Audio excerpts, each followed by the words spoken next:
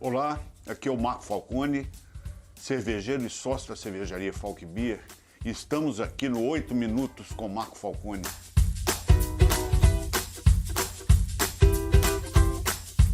Só resumindo, eu coloquei no último programa que a cerveja foi descoberta há 8.000 anos na região do Crescente Fértil, mais precisamente na Mesopotâmia. A terra ficava entre os rios Tigre e Eufrates. E nós temos ali o nascimento da primeira civilização humana, depois que foi descoberto que o cereal malteado, no momento que era cozido, ficava doce e as leveduras transformavam em álcool e gás. Tinha nascido a cerveja. E essa bebida, ela agrada tanto aquele povo que eles se fixam, eles deixam de ser nômades com a prática da agricultura e passam a ser sedentários.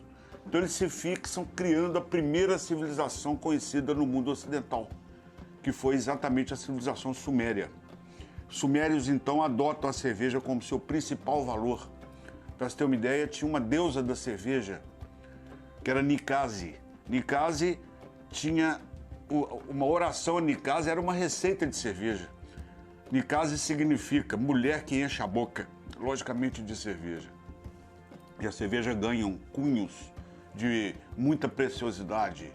Ela era tão preciosa que quem tinha cerveja era considerado rico.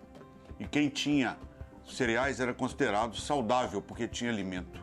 Então as pessoas não se cumprimentavam na rua, bom dia, boa tarde. Não.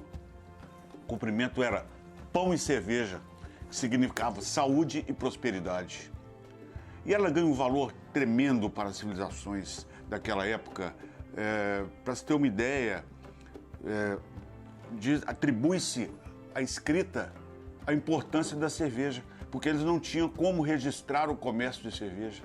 Então eles começaram a gravar em tábuas de argila, com cunhas, daí o nome escrita cuneiforme, os valores referentes ao comércio de cerveja.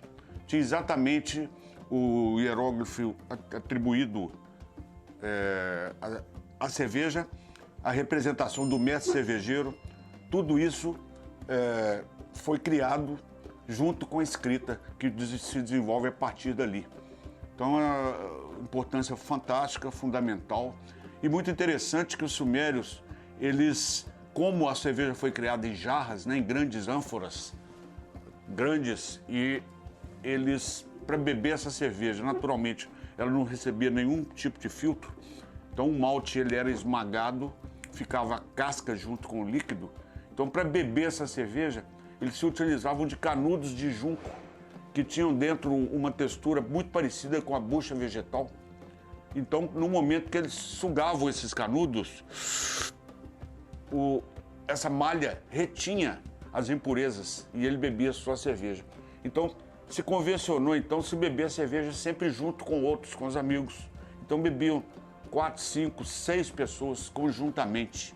E muito interessante que a civilização que sucedeu os sumérios, que foi a Babilônia, civilização babilônica, é fantástica. Eles têm representações dos deuses babilônios, onde os deuses eram representados com o que havia de bom e do melhor no céu, né? Então tinham bodes flutuando, peixes flutuando, que eram os alimentos, né? E os deuses bebendo a cerveja nos canudos, mostrando a importância. Isso é uma ilustração que vai estar disponível aqui, que ela está exposta no Museu de Nova York, que realmente comprova essa história e a importância da cerveja, né? E como eu falei, a civilização que sucede os sumérios, que é a civilização babilônica, ela tem o seu quinto rei da dinastia babilônica, o Hammurabi. E Hammurabi cria o primeiro código, a primeira legislação que a humanidade conhece, que chama justamente o Código de Hammurabi. Ele foi cunhado em 2 monolitos, foi cunhado com todas as escritas, e muito interessante que ele traz 2 normas importantes sobre a cerveja, tá? Devido à relevância que davam para essa bebida, né? Então, por exemplo, ele regula que todas as pessoas no reino deveriam receber os trabalhadores rasos, 2 litros de cerveja por dia, os administradores, 4 litros de cerveja por dia, e os nobres e sacerdotes, 6 litros de cerveja por dia. Então nós fazemos a seguinte analogia, né? Se quem fazia as leis, mandava prender e soltar, que regulava todas as ordens do reino, bebia 6 litros de cerveja por dia, ou seja, ele tinha cerveja circulando pelas veias 24 horas por dia. E daí o mundo ter se tornado muito melhor, por causa do Código de Hammurabi. E o Código de Hammurabi também se preocupou com a qualidade alimentar. Talvez tenha sido a primeira lei de qualidade alimentar do planeta, né?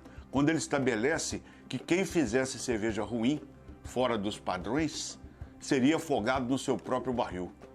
Esse é o grande legado que a cerveja nos traz desde a Babilônia, então. Né?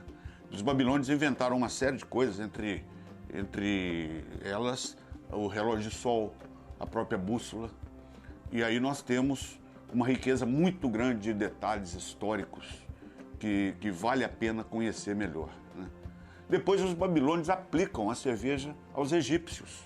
Né? Os egípcios ainda não conheciam a cerveja. Tá? E a cerveja, ela se torna assim, épica no Egito também. Tá? Eu só vou adiantar que a cerveja ela tinha uma trilogia de importância no Egito.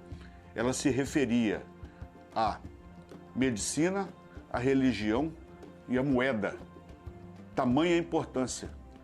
Esse assunto nós vamos falar no próximo bloco, tá? No próximo 8 minutos com o Marco Falcone, que você vai assistir, porque realmente é incrível como que a bebida que agradava desde os felás, que eram os camponeses, até os faraós. Então, fica aí o meu grande abraço a todos e viva a cerveja, viva a história da cerveja.